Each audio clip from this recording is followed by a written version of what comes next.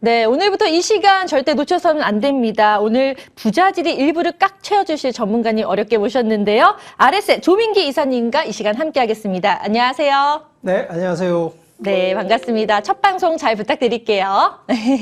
자, 그럼 이제 지난해 부동산 시장에 대해서 분석과 또 미래에 대해서 좀 예측을 해볼까 하는데 워낙 변동성이 큰 시장들이었습니다. 각종 이슈가 쏟아졌기 때문에 과연 올해는 어떨지 많은 분들이 궁금해하실 것 같아요. 부동산 시장 상승하냐 아니면 하락이냐 이게 제일 궁금하시지 않을까라는 생각이 드는데요. 오늘 그에 대한 해답을 같이 찾고자 합니다. 조민기 이사님의 분석을 듣고 나면 한결 좀 잘 예측할 수 있지 않을까라는 생각이 드는데요. 상승이냐 하락이냐 이사님 올해 시장 어떻게 예측하고 계신지 알려주시겠어요? 네. 자, 지난 한 해도 상당히 부동산 가격이 상승을 했습니다. 자, 과연 금년 2022년도도 과연 상승이냐 하락이냐 상당히 좀 궁금하실 분이 많을 텐데 자, 일단 이런 내용에 대한 주제가 항상 그렇습니다만 이 부동산 시장은 하나의 요인이 아니라 여러 가지 변동 요인에 의해서 바뀌어지게 되는데 자, 금년도 같은 경우에는 좀 이슈들이 좀 있습니다. 그 첫 번째 이슈가 자, 요번 3월 달 이 대통령 선거를 지금 예정에 있고요. 또 6월 달에 지방선거가 또 예정에 있다 보니까 그만큼 선거에 의한 부동산 정책 변화, 당연히 주목을 하셔야 될 것 같고요. 두 번째는 과거 기준 대비 부동산 정책하면 이 수요에 대한 규제 정책이었는데 자, 지금 현재 기준은 주택에 대한 공급 정책으로 턴을 했기 때문에 그만큼 수요와 공급의 원칙상으로 보면 공급이 많아지게 되면 가격은 안정권으로 간다. 그래서 실제 과거 데이터를 보면 이 정권별로 보더라도요, 이 공급량이 적었을 때 규제 정책을 했을 때는 이렇게 상승기를 바라볼 수가 있었고요.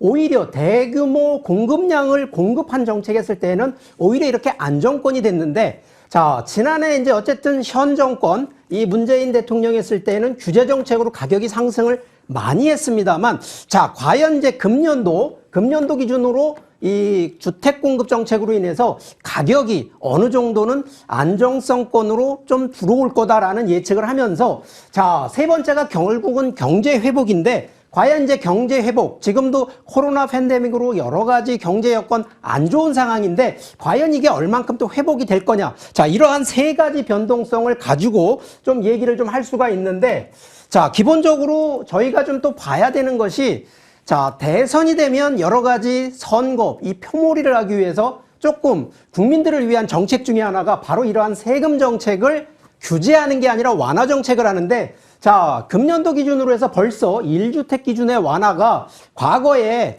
9억 원, 이 6억 원 기준이었던 것이 지금 현재 기준으로서는 기본적으로 11억 원, 12억 원, 종부세에선 11억 원, 양도세에서 12억 원의 이런 더 완화를 시켜줬다는 것이 하나의 또 변수가 될 것 같고요. 자, 주택 공급 정책도 이 과거 지금 2018년도 기준에서 공급, 이 3기 신도시 공급 정책이 발표됨으로 해서 지금까지, 지금 현재 이제 2022년이 됐습니다만 아직까지 정책만 나왔지 실제 입주 물량이 아니거든요. 그렇기 때문에 향후 5년 이후에는 공급량이 좀 더 많아지기 때문에 가격에 대한 안정성 당연히 있을 것으로 예측이 된다는 거고요.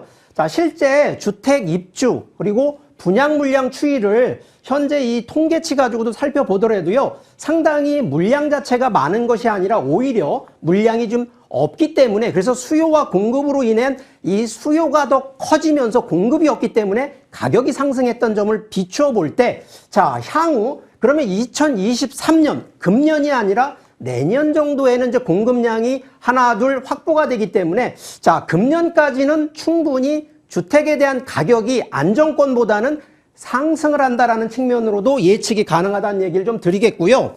자, 기본적으로 저희가 전망에 대한 얘기를 좀 더 조심스럽게 좀 얘기를 좀 해드리고 싶은 게 자, 주택 가격은 분명히 금년도 기준으로 상승을 합니다. 자, 그런데 항상 이 계절적 요인을 볼 때 지금 현재 1월 달이거든요. 1월 달 같은 경우에는 좀 상반기 뭐 세금이라든가 대출 규제가 아직 완화가 된 것이 아니다 보니까 이럴 때에는 보합을 그대로 유지가 된다라는 측면으로 보시고요.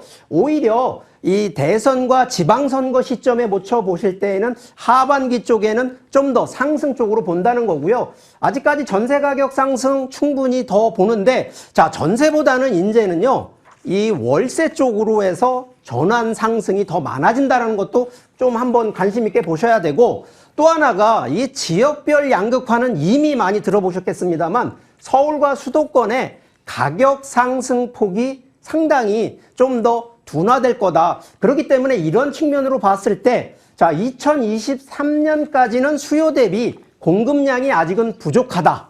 두 번째는 부동산 포트폴리오. 자, 지금은 이제 주택 투자보다는 부동산의 시장, 포트폴리오. 그래서 결국은 임대 수익이나 아무래도 이 수익형 쪽으로 좀 전환하는 이런 포션을 가져가야 되고요.